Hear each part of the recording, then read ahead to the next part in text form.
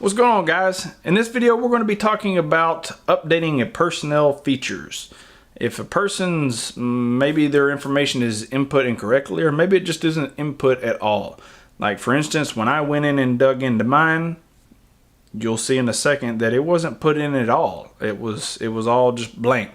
Somebody created my information in the system for the driver's license, but did not input my characteristics or features or whatever you want to call them, the hair color, eye color, weight, height, things of that nature. Now these are important, especially if you're being inspected. These are in some units inspectable type things, such as the unit that I'm in. There are inspections that they want to see that on there.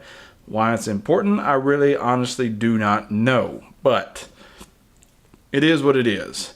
Now, as far as I'm aware, the only person or position, let's change that, the only position that is allowed to make these changes is somebody that's in a AA position. So you need to be an access administrator to make these changes. I've noticed this being a huge issue for master drivers because they took away the AA position for master drivers.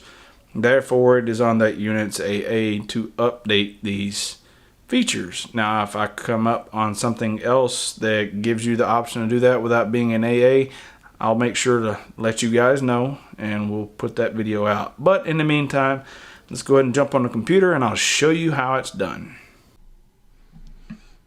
Okay, for this one, you can go two of different ways to get into this. You can either put the individual T code in, or you can go through your workbench, your ZAMW, ZWAM, however you want to pronounce it. But we're going to go straight to the T code. So that is PA30, Papa Alpha 30.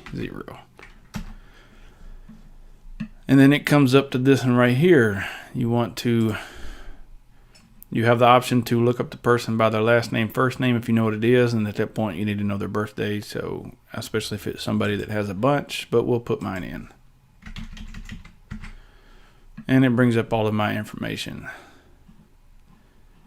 And what we want to do is, you can see all these check marks. That means that something is in there. So we're going to highlight right here the personnel features, and then we're going to change. As you can see, it has all this information in here. Most of it is not in there. So color not observed, weight, inches. You can update all this and change the form of how it's put. So we're going to change that. I'm going to change this.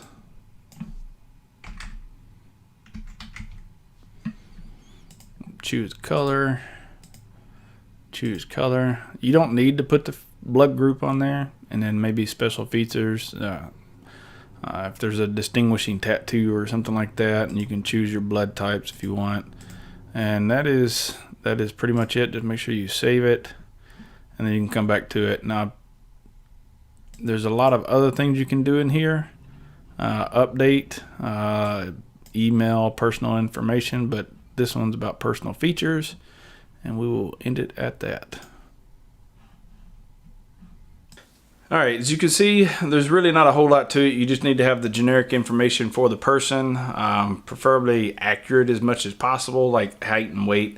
I mean, weight's going to fluctuate, but not enough to really matter unless somebody goes from 100 pounds to 200 pounds, or from 300 pounds down to 120 pounds. I'm just throwing random numbers out there, but that's the only time that they're really going to change. Outside of that, people's hair color, their eye colors, don't change unless they change them. That means wearing contacts that are colored or changing their hair color to another color, although by Army regulation it's supposed to be a natural hair color. Yeah, I've seen some crazy ones. Either way. Alright guys, hopefully this gives you a little bit more insight on how to do this. Hopefully you can update your personnel within your system, and this gives you another tool for your kit bag.